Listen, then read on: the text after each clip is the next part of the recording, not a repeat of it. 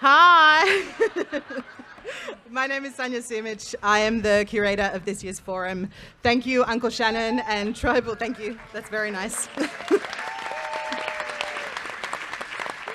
Thank you so much. Thank you, Uncle Shannon and Tribal Experiences, for that beautiful welcome. Uncle Leif for your words, and Soul Child, Keely and Georgia for your music. What a brilliant way to kick off the forum. Thank you, all of you, for being here. I'd also like to just take a hot minute to acknowledge the incredible and tireless work of the Theatre Network Australia team, our dedicated,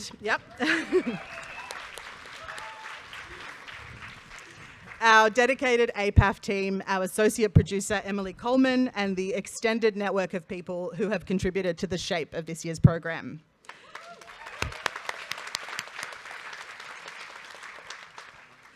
Over the last 6 months, I have talked about collective tree planting with Angharad Wyn-Jones, self-determined arts leadership with Veronica Pardo, and investing in the growth of an arts sector that can support artists to be artists with Nathan Sipthorpe and Nisha Madden. Nisha also talked about mapping a constellation of her desires, which is something I think everyone should do at some point this week. I acknowledge and know firsthand that the wider performing arts sector is riddled with complex challenges, but these conversations and many more reminded me that our sector is also full of leaders, thinkers, advocates, artists and arts workers who have the capacity to enact change that will propel us into the next 100 years. With TNA's provocation, Considering Legacy, top of mind, this year's forum is also inspired by the forums that came before, which were curated by some of the sharpest minds in our sector, some of whom are with us this week. Angharad, Alexis, Simon and Jen, thank you. This year we continue a tradition of exchange, knowledge, ideas, practices and provocations that will shape the future of the performing arts sector.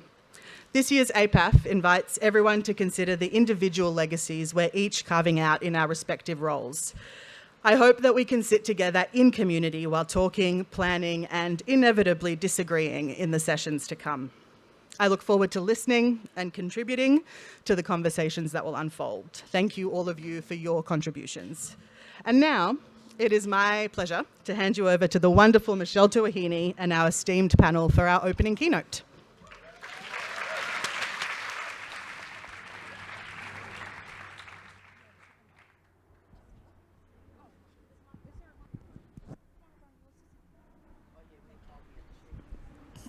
I only just found out we're sharing the microphones, but that's all good. Waramuli, kia ora. My name is Michelle Tuahini, and I'm a Gungalu Ngāti Nunu woman. Firstly, I would like to pay my respects, Brother Leif, to the Yagara Turrbal people. Thank you for allowing us on your country and on your nation. We acknowledge the ancestors and the spirits who dwell in the riverways of the Meanjin and all of the collective waterways around your country. Thank you for allowing us to share, to sit, to debate, to provoke, to weep, to cry, to mourn, to bless each other, and to look toward the future. So thank you.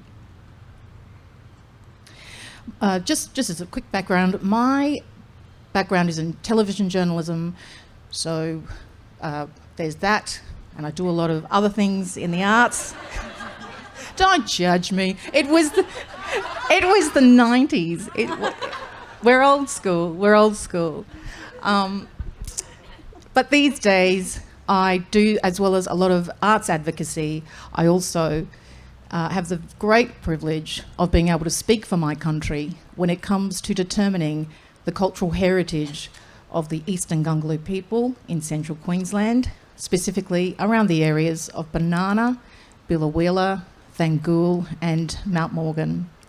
And it's something that I take very seriously, with authority but also with humility, because it's only because the ancestors on Gungalu country survived despite many attempts to annihilate Gungalu people.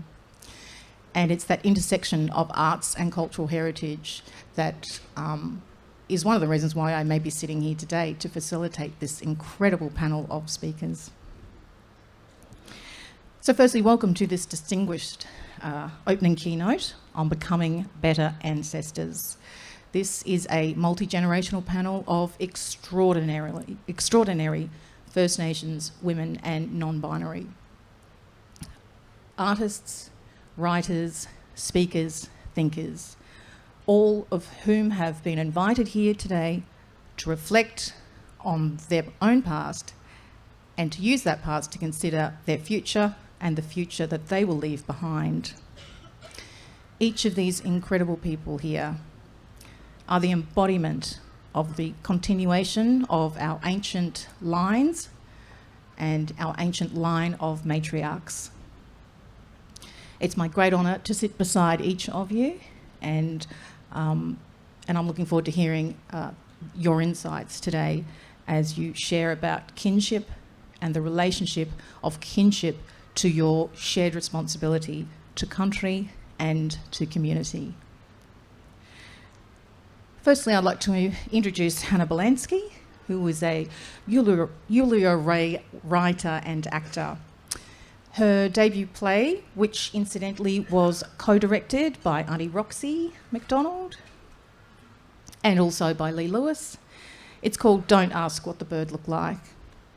It was the finalist for the Queensland Premier's Drama Award and has just finished performing at the 2023 season at Queensland Theatre. Congratulations. And you are looking at the next generation of First Nations APAF leaders, so welcome to the table. I'd also like to, and I'm going to do this in the order of everyone speaking actually, I should have actually introduced you sister first. So Cinsa Mansell is a proud Trawilawoi woman of literature of Tasmania. Could you please tell me how to say that again? Lutchewita, which is country and in plain English is Tasmania. But as you can see, with each of us, we proudly identify from the country of our ancestors. That is our spiritual birthplace. So thank you for helping teach me. So Cinsa is the co-founder and performer and choreographer with a very successful Tasmanian dance troupe. She was also instrumental in the delivery of the artist Nathan Maynard, who's a Palawa man, and Jamie McCaskill, who is Māori, in their production of Hide the Dog. It premiered at the Sydney Festival, I believe, this year. And don't mind me, but I'm just going to show you. It's actually showing next week at the Brisbane Festival. Well done, sister.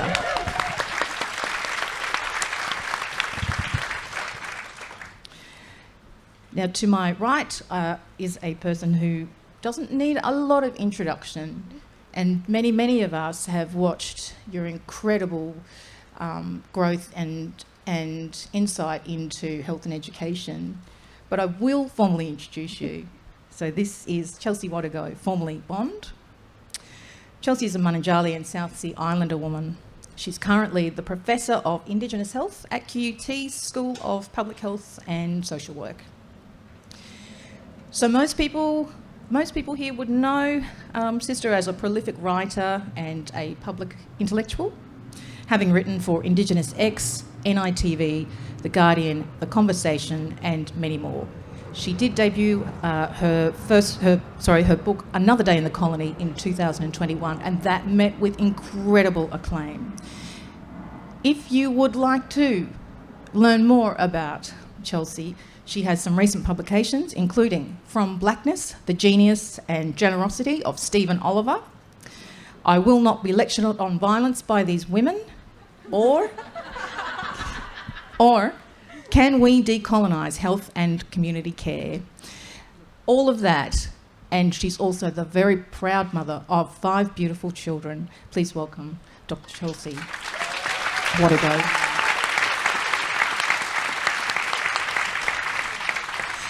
And like all things, we leave the best till last.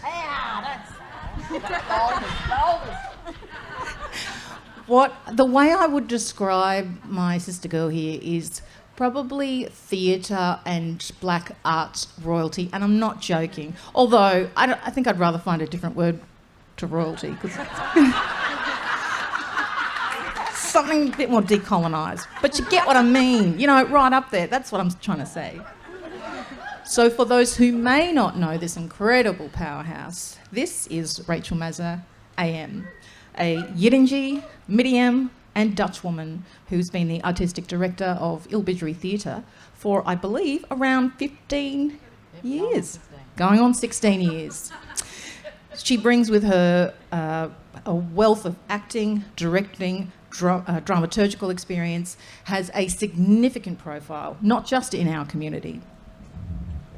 She's from an incredible lineage of Midiam people, and we look forward, all of us, to hearing each and every one of your personal narratives. Welcome, my sister.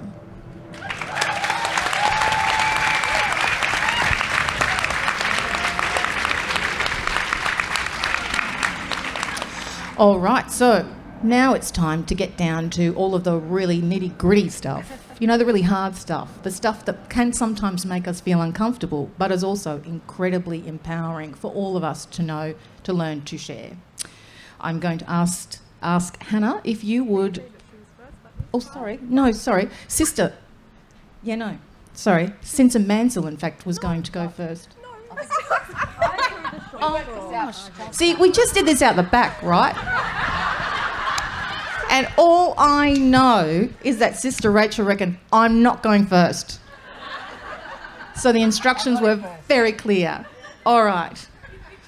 Let's just Control-Alt-Delete. Skirt, skirt. Let's start again. All right. To kick off the first of our mini speeches this morning on our panels, it is my pleasure to welcome Chelsea Watego. Thank you. Thank you. Look, I'm the nerd with a script and a PowerPoint, so that's why I got to go first. But thank you for that warm welcome. Of course, I want to acknowledge the unceded sovereignty of Turrbal and Yagara people and the unceded sovereignty of all the mob that are sitting here with us today. The brief for me was how to be a good ancestor, and so I thought of this. I wrote this thing a few years ago for Firefront, an anthology of black poetry, and I'm not a poet, so I got to write an essay in response to a series of poems, and I wrote a letter to my ancestors. So for my 5 minutes, I'm going to read you that letter to my ancestors.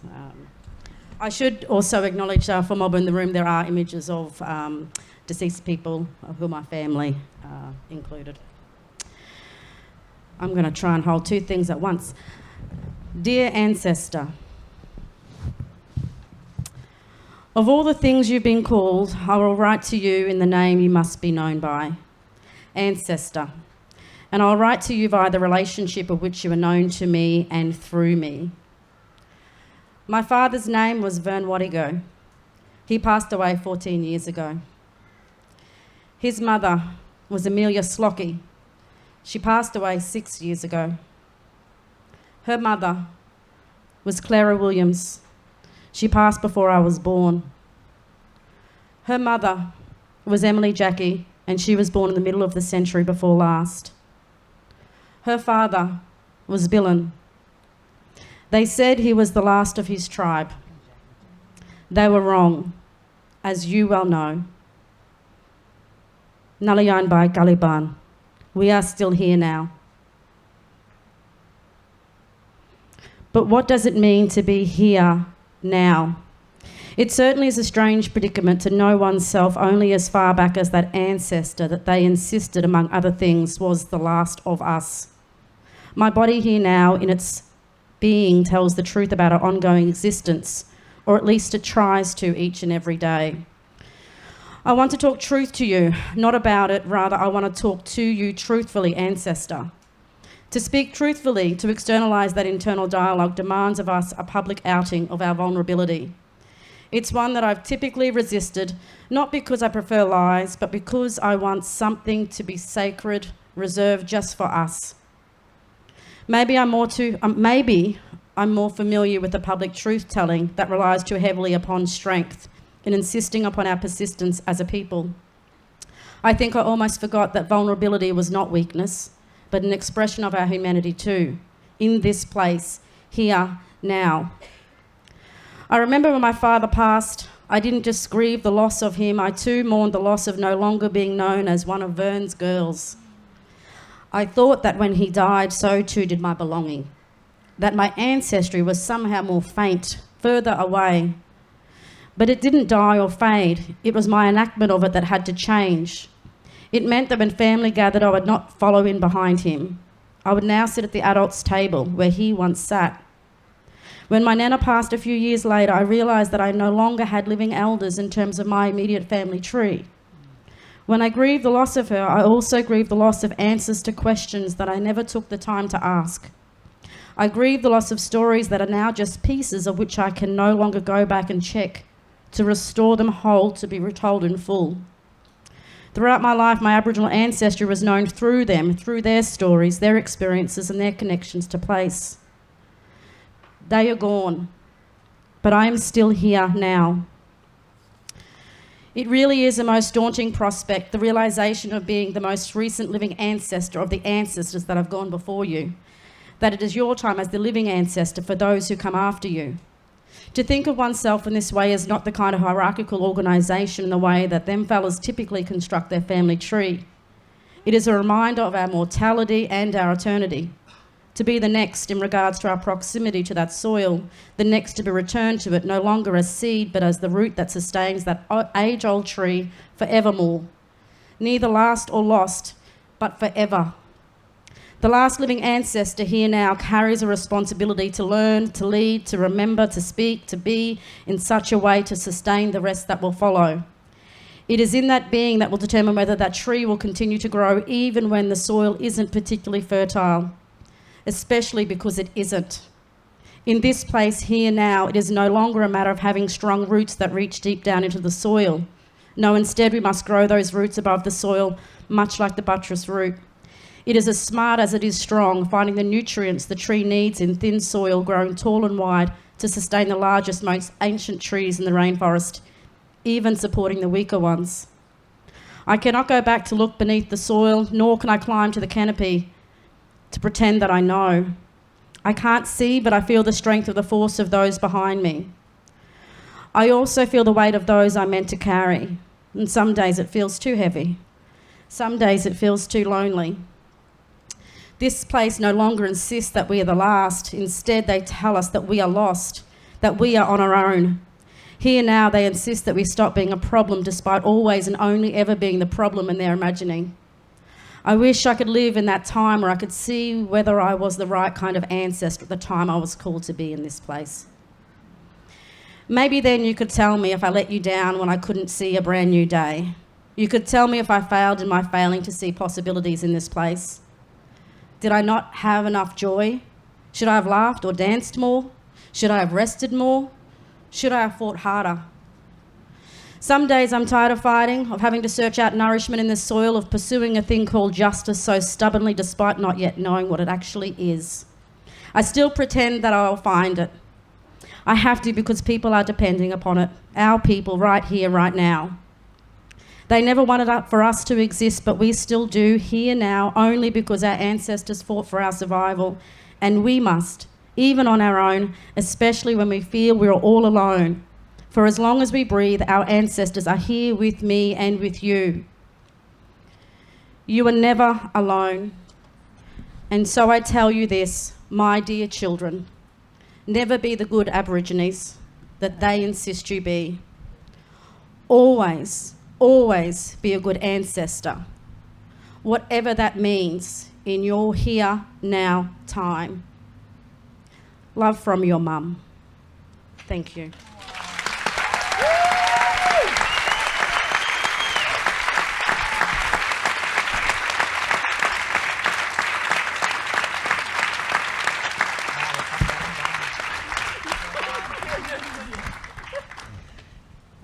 Well, sometimes there are no words, so thank you for being vulnerable. Even though on the face of it, you are one of the most powerful people in our community that we perceive. but it is so humanising to know that, in fact, it's that vulnerability that does make you the person that you are. So thank you.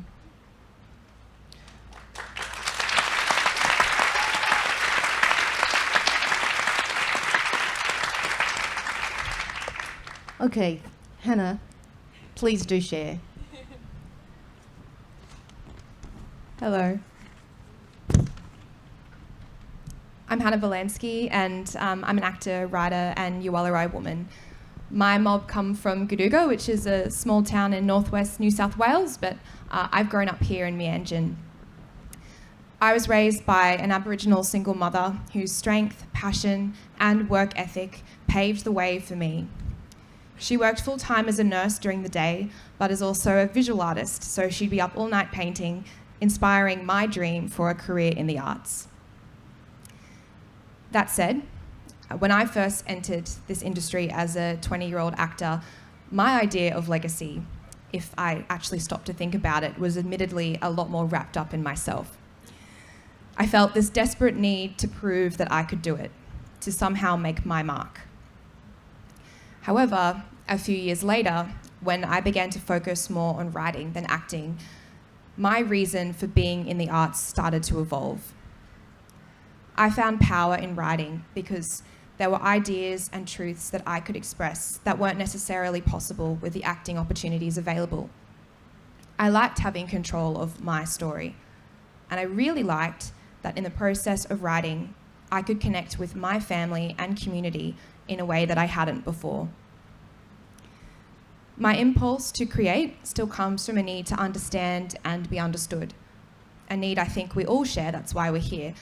But what shifted for me is that I started to consider more deeply why it is I do what I do, and in that, recognise what my cultural responsibility is as a First Nations artist.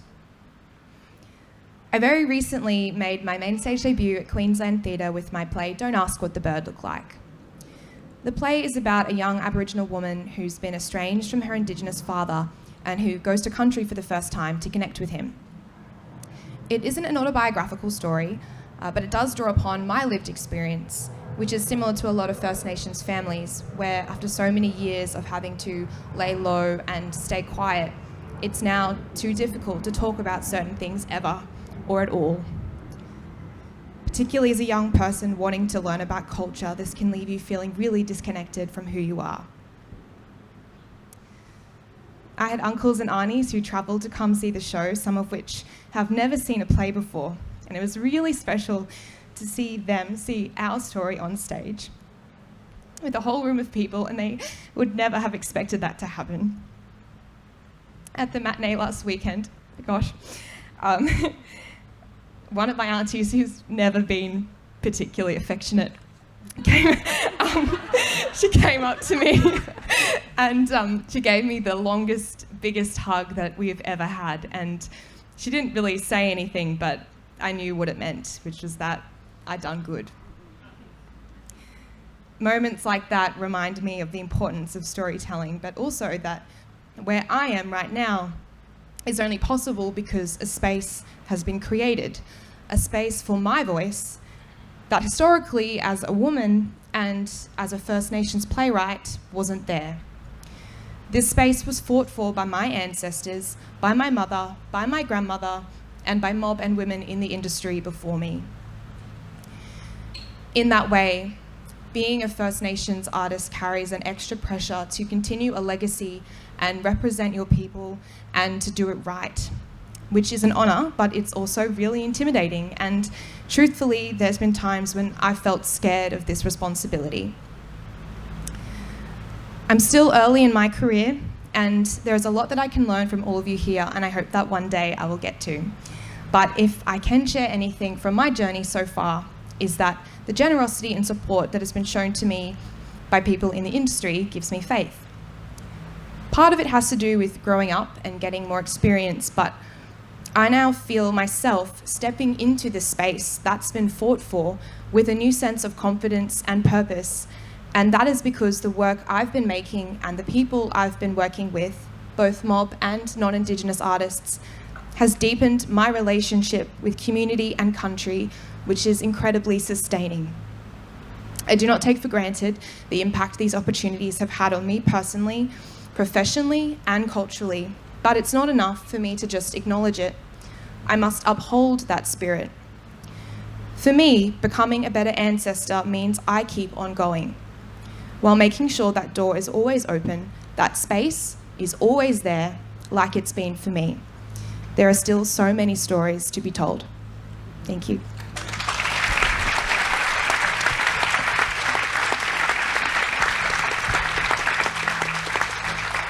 Thank you, Hannah. And what I took from that is that the opportunities that you've been given will ensure that you keep the door open for others. And I think that is beautiful. Yeah, and not only important, but that's the culture, that's our way, and that's also the way of the arts too, is that we are open to letting others come through that door. So thank you for sharing. All right, my sister, it's your turn. Please share with us your insight in and your reflections on how it is you will become a better ancestor. Thank you. Thank you, and it's an honour to be sharing this space with all of you. I find it a very interesting provocation. As the intro mentioned, Pakana Kanaplila, which has been 20 years of my life, a dedication to reviving cultural practice. I don't set out to strive to be a better ancestor, or do I see myself as an artist? I see myself as a ceremonial holder, and the responsibility is second nature. It's not something that I mean, each day I will strive to work on that. Pakana Kanaplila in Lutruwita, as I said, 2 decades old, has been a pathway for community to reconnect with culture. If you know the history of my people and my country, then you will know how significant that is. When we got the provocation through email, Pakana Kanaplila was going to be the point of discussion that I was going to share. Many firsts. I was quite a young woman, 4 community members. Most people were interested in going out. We were interested in staying out bush as long as possible and imitating the animals and creating and sharing their stories. Why? Because we never had any dances passed down to us. They were written on pages, and there was only 2 documentation, one specifically in Waibalina, the mission. We talk about ancestors. Last week on Thursday, I entered an office, the door closed, I sat down at a board table, and I was handed papers from Tyndale's exhibition to Cape Barren Island Aboriginal Reserve. At that table, I was handed my nan's hair sample and her DNA. I was handed my great-grandmother's hair sample and her DNA. I was born in Nipaluna, straight across the road from the oldest active theatre in Australia. 9 days later, I was taken to that Aboriginal Island Reserve on Cape Barren Island. I grew up with my nan and pop on that reserve. The last years of my nan's life, she was in care on Flinders Island. I brought her home to be close to me and my children, only 2 streets away, so we could care for her and visit her each day until she passed. We talk about ancestors, and we hadn't connected here on this couch, but we all have the same inside, because I don't think about myself being a better ancestor and looking to the future. I'm dedicated to making sure that the future generations will always look back and acknowledge and understand our ancestors, my nan's story.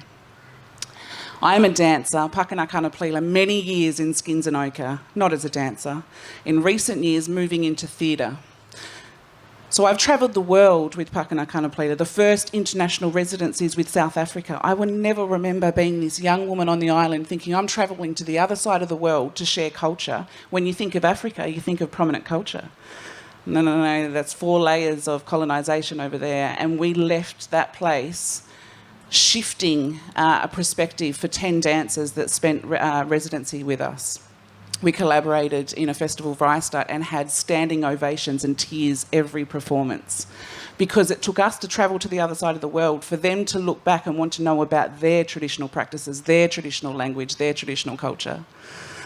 Many, many firsts, dance rights. It's been an honour to work with passion to share my culture. Lutruwita, we were isolated for 6,000 years in Ice Age. We're a strong mob on that island, I tell you, a powerful voice, strong mob, fire in our belly. And it's been an honour to be able to share that and showcase that to the rest of the world.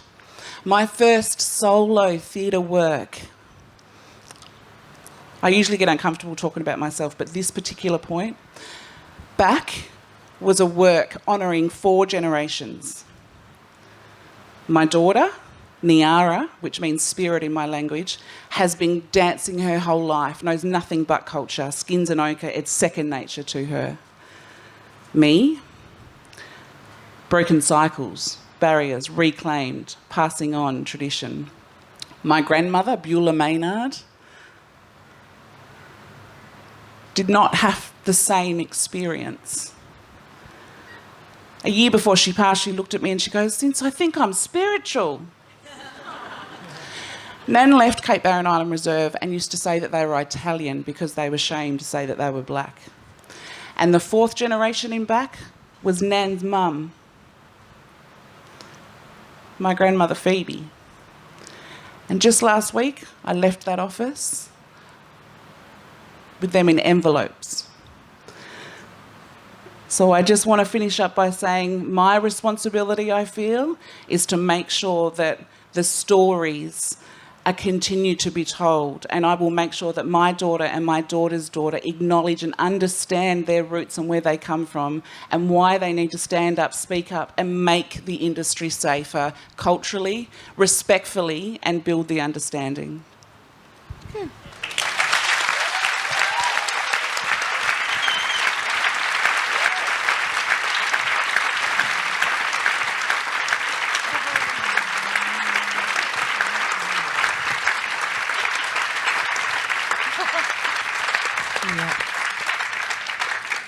Powerful words. Thank you, Sinsa. And for anyone who doesn't know the history of what we call Tasmania, it is an imperative for all of us to understand the gravity of what happened on that country. For Sinsa and her family to be able to be present today in a living human form is a testimony to the strength of your mob. That whole country, including Flinders and Cape Barren, which in and of their own selves, those islands are powerful spiritual forces, and I know that you carry that spirit with you. And so thank you. Very powerful. Thank you, sister.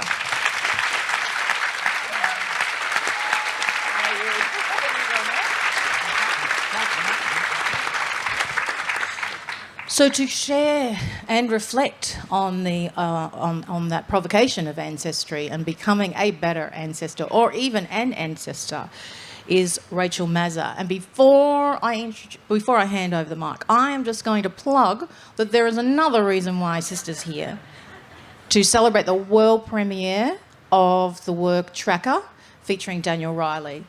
It's premiering next week at the Brisbane Festival. Do yourself a favour and go and see it. Yes. Thank you, sister. Hello. Hi, so I'm Rachel Mazza.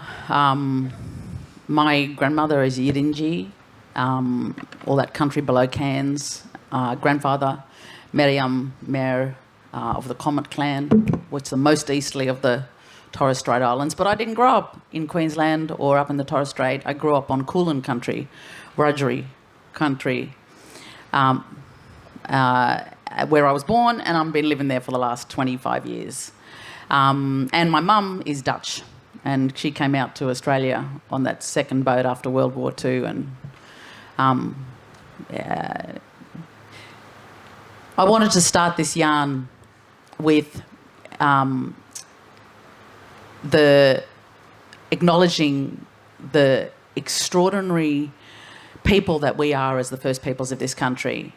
So when we talk about our ancestors who lived continuously, sustainably on this planet, on this continent, longer than any, by the longest time, longer than any other people in this entire planet, from here on this continent for well over 65,000 years. And the only reason it's 65,000 years is because they haven't dug down far enough.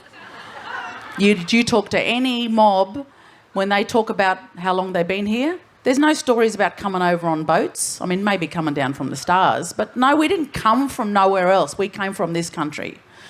Like, so there's all those mythologies which have been perpetuated.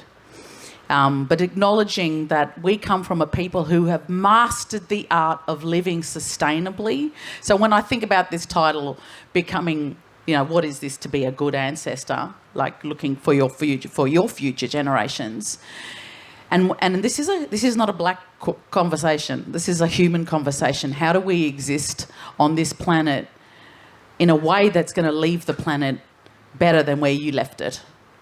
And we as in all of us as humans on the planet at the moment that have all bought this bullshit Western idea of what a way of being on the planet is, and we all know it's not working. We're all looking down the edge of a cliff. We're all racing towards the edge of a cliff. Western, this kind of extractional way of existing on the planet doesn't work, and it's not sustainable. My ancestors lived continuously and sustainably on this planet forever, and in 235 years, look what's happened to this country. So when I ask this question, I go straight there. I'm like, actually, we all have a responsibility to be better ancestors, but we've got it's going to take a lot, because the way that we're operating at the moment isn't working for anyone, and it's greedy. We're all using way more than we actually need to exist. Not only is it not sustainable, it doesn't make us happy. So the provocation that comes to my mind when I have this conversation, which doesn't take, I often find myself having this bitch session about how it is, eh? We all turn on the television and it's another flood or another freaking fire or an earthquake, and it's like, oh my Lord, it's so depressing, the state of the planet at the moment. But the provocation is, what would it actually take to turn this around? Like, what is it actually going to take? Not 35, not 2050. We've got to bring the percentage of carbon dioxide. It's like, what are we for real? So the question that sits at the heart of this conversation is, what are you prepared to give up? Like, literally, what are you prepared to change? And it's not just continue to exist on how we're existing at the moment, because that's what's not working. That's what we're burning the candle. We're going on. We're expending way more than this planet can handle. So what are you prepared to give up? Is the provocation. And then I want to also talk about you're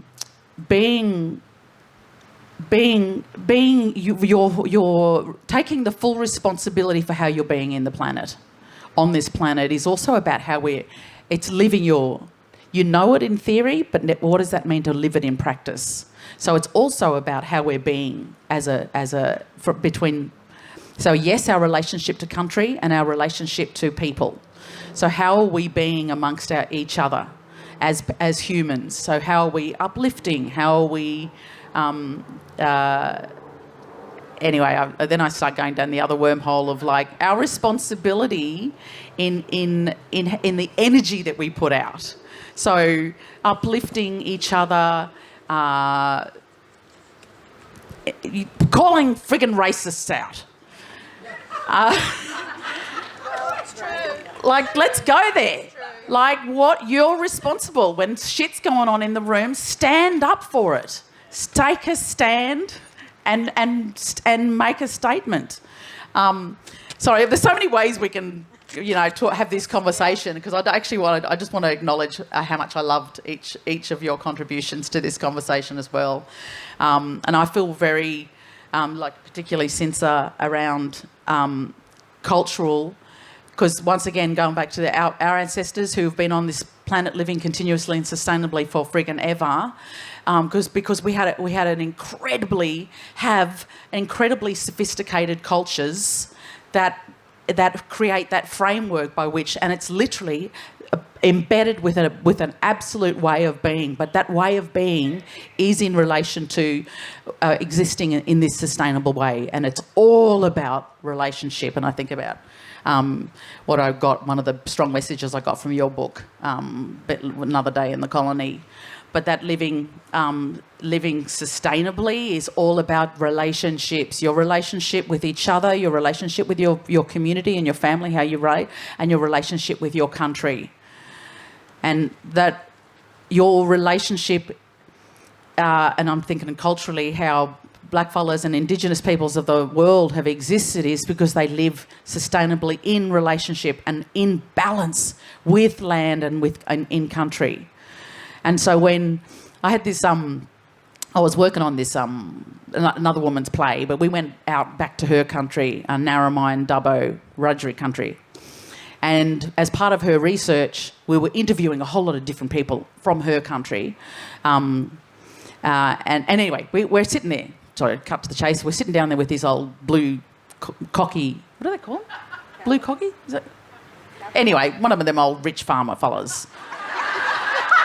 They call them something like that. I can't remember. Anyway, and it was... We're sitting there, and he's already there. Oh, I can see what you're trying to do. He's trying to catch me out here. Because there are a bunch of blackfellas interviewing him. And anyway, and he goes, don't worry. I'll say something racist soon. You'll be right. He's joking. He's laughing. And we're laughing along, going, okay, watch it. He didn't have to bloody try hard. It was like, oh, yeah, no, I had a whole lot of you mob that used to work for me, and they're always the happiest people. They're laughing about everything like a bunch of crows, laughing all the time, like that. And I was like, and he goes, don't worry, I'm going to say something racist soon. I'm like, you're doing a good job, mate. You're doing a good job. But when it got to the question of, so what, because he'd been on his farm his family had been there for 2 or 3 generations, and he was like, what's your relationship to your land? Like, how do you, you've been there a while now, your family. What's your relationship? And it literally caught him off guard. He kind of went, hey, because he was like, the word relationship and land didn't make sense in the same sentence. He was like, what are you talking about? And he literally there was a moment of silence, and then he said, oh, well, I basically rape it. Was literally the words he used. I was like, what? He could have said anything. But he said, and obviously I've got to plant trees and stuff because it's an asset, and for when I want to sell it. But that was it. It was this horrendous, this is an incredible, profound moment for me at that moment where it was like, oh God, like to completely see land and country as this thing that you just completely use and abuse. It's a very violent relationship. When he used that word, I was like, oh my gosh. But anyway, back to, this idea of relationship, and I didn't grow up knowing my culture, but I feel like I know it. I feel like I know its way of that way of being feels like it's in my bones, in my DNA, and it's not fucking rocket science. To live in balance with this thing, because there's a reason why we call it Mother Earth. This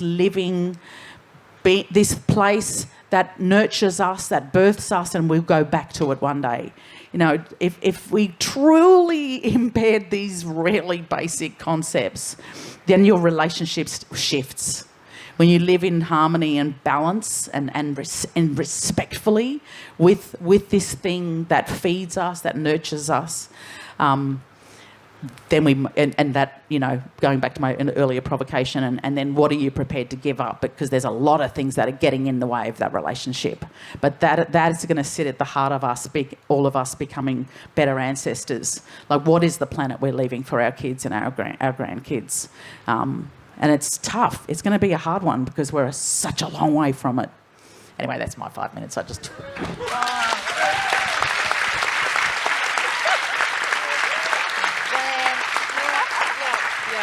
Yeah. No, in fact, I just got the 10-minute sign, but I actually would have loved to have heard so much more, because your narrative and the way that you connect with anybody is just so deadly. That's the only other way I can describe it. So thank you, my sister. What I got from your sharing was the question of what are you prepared to give up? And I think that not only applies to us as First Nations artists, performers, writers, creators and artisans, but it actually is a question for all of us. Not to answer in this moment, but to maybe in a few days after APAF, maybe in a week or a month, to be able to sit in stillness and contemplate. And it's not a question you have to tell everybody, but to have in your own DNA a sense of, well, what is it that I am prepared to give up in order for this planet? Just not this my existence? iPhone. I'm not giving up my iPhone. I was having a moment. Bloody actors. In any case, look, it has been an incredible afternoon of sharing. I would love if there is anyone in our audience who does have a question, a burning question, please raise your hand and we will get to you.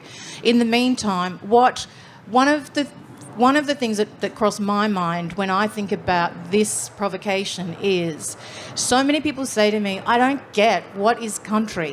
What is it? What do you mean when you say that? Why do you say that country's more important? Isn't it your family? Isn't it your community that's more important? So that's one question I would like to open up to the panel. Is there anyone here who would like to share just the significance and the overarching being of what country means to us?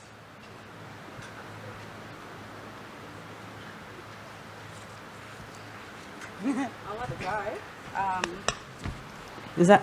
I'll have a go.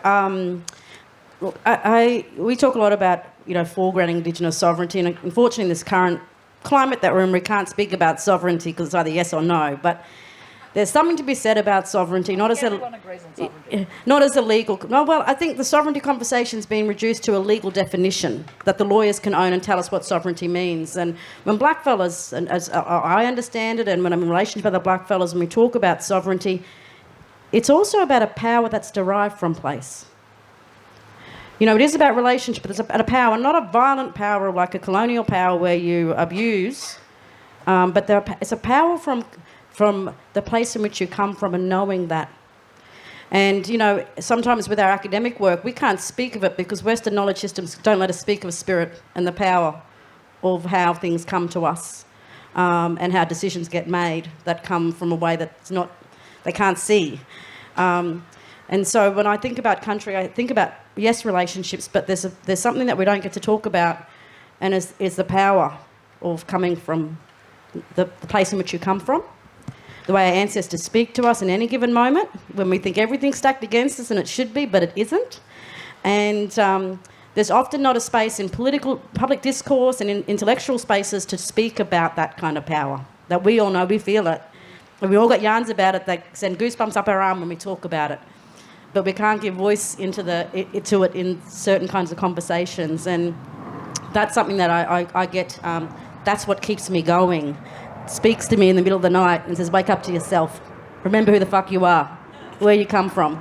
Sorry. But I'm interested, I think, as mob, that we have them yarns about that power, reminding us of the power that we have. And it's not a power that we exercise over others. It's a power that comes from within, that's embodied in our bloodlines. So that's my take. Well said. Hear, hear. Thank you.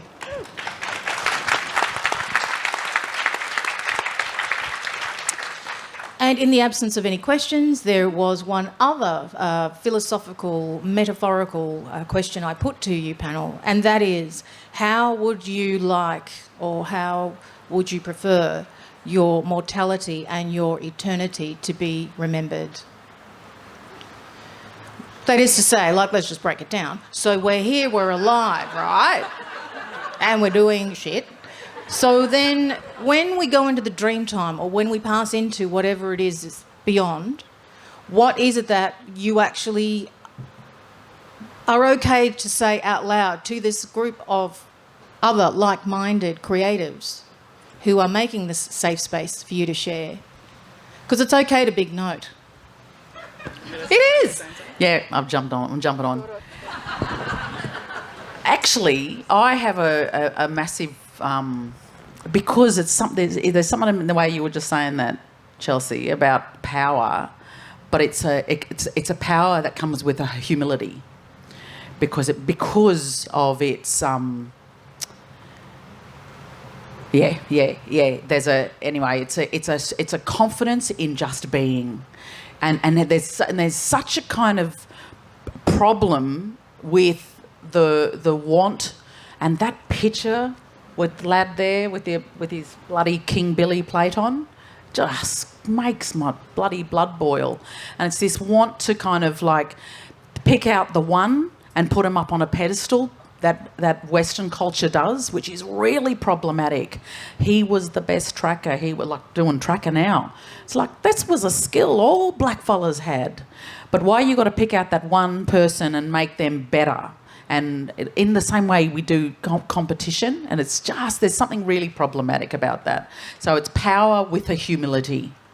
Is the... I forgot what I was going to go with. Sorry. Well said. Well said. Here.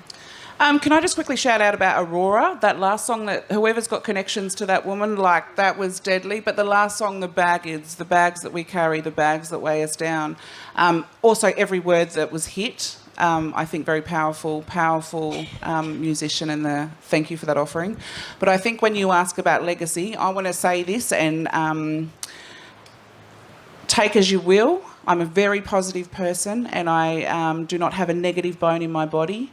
But I have to say that I feel it's a responsibility of mine for a reminder to tell organisations, institutions to move aside, step aside, open up those spaces. And I feel it's a responsibility of me, of my country, and only my community. I can only speak on my behalf of my country and my community, but every day I will do my best to ensure that that is the case. I will continue to work hard to make sure that those spaces, and I would like to have a shout out to the Theatre Royal in Nipaluna in Hobart and the exceptional team in there now. The initiative of what they have done in the last 12 months is a prime example. Not only a plaque in the lobby, the carpet is designed by Michelle Maynard, my family member, A Story of Carrying Fire. And there is also a process of initiative going back into my community with an acknowledgement project of Uncle Jimmy Everett, an extraordinary elder of mine that we walk in the footsteps of and will give thanks to every day. Now, that's just one example for a Theatre Royal. If you're a presenter, if you're a festival director, if you're a programmer, if you're making work with black content, please step aside, let us tell our own stories and create spaces for us in your whatever you are inhabiting. So I feel that's a legacy of mine that I will strive to every day, because times are changing.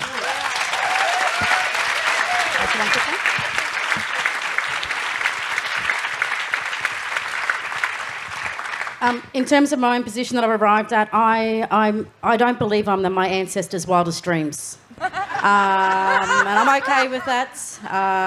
I'm an ancestor in the making, and I'm trying to find peace in a very violent society. And in that process, I have found peace in being a bad Aborigine and being the wrongest kind of black. I'm okay with that. Yeah.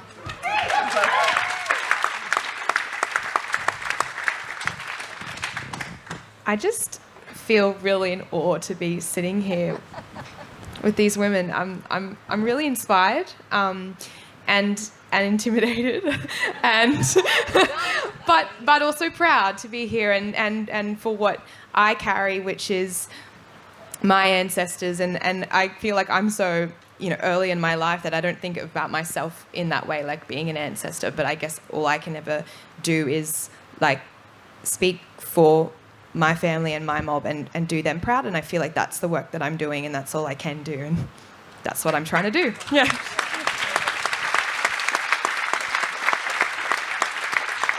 Well, just know your place was on this couch today.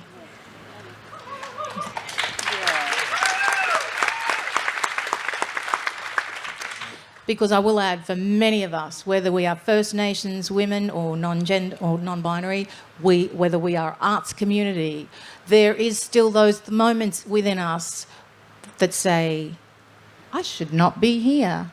I'm really not that good. I'm faking it. I'm a phony. I'm a fraud. I'm an imposter. Every one of us have had that moment. So it's okay to feel overawed, but still be sitting there. So, well done. I think my time's come. Hello. Okay. Are we finished? Oh, no, please, sis. Oh, I was just going to add. Yeah.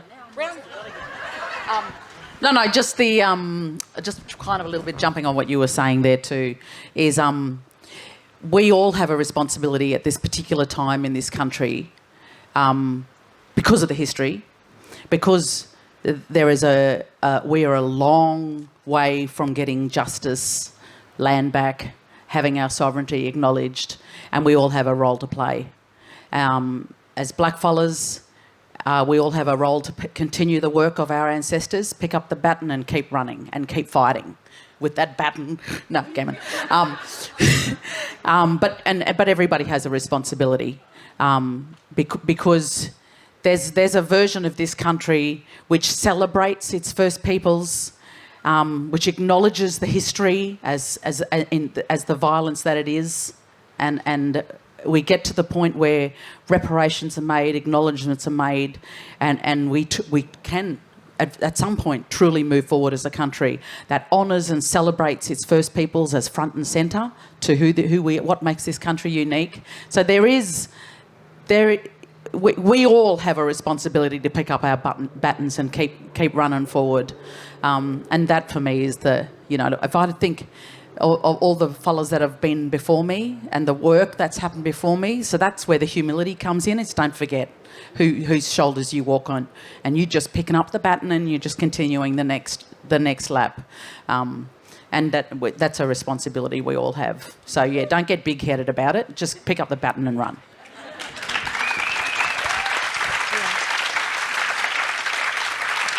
We have one question. Please share. Yeah.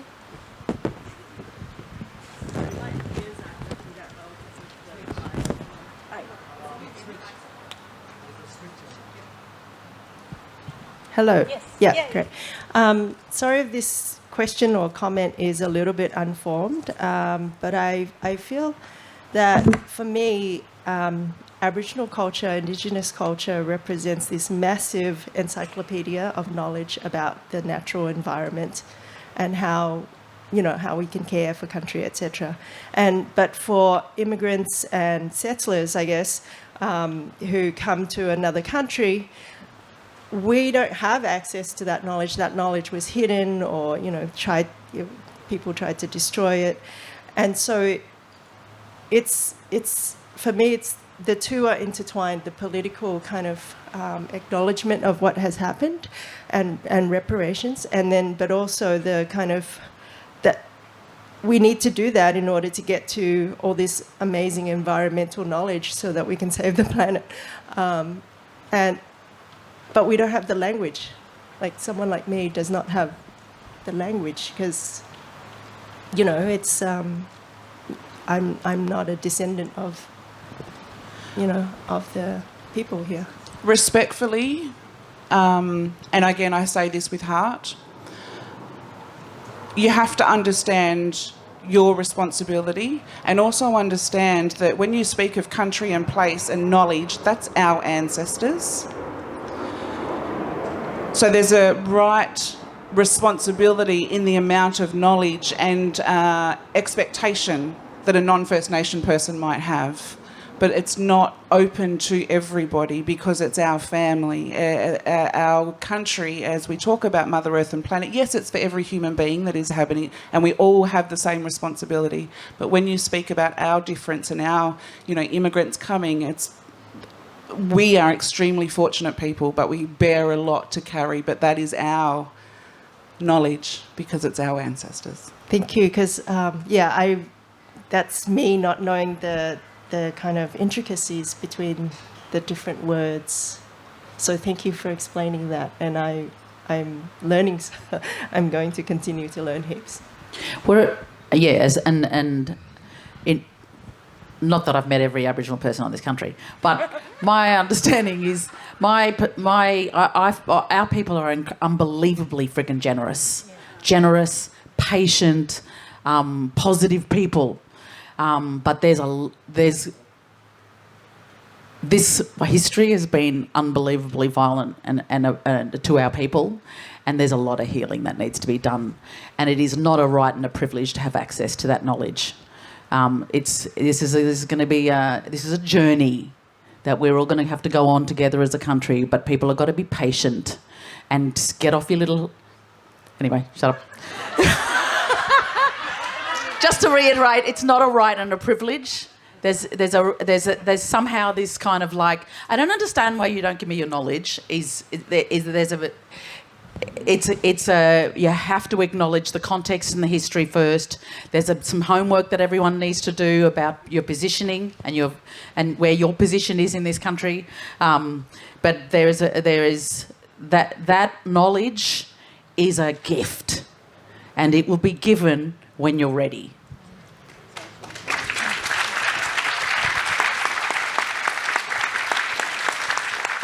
Thanks for the question. I think thinking about the political and then Indigenous knowledges as a past thing, they're connected.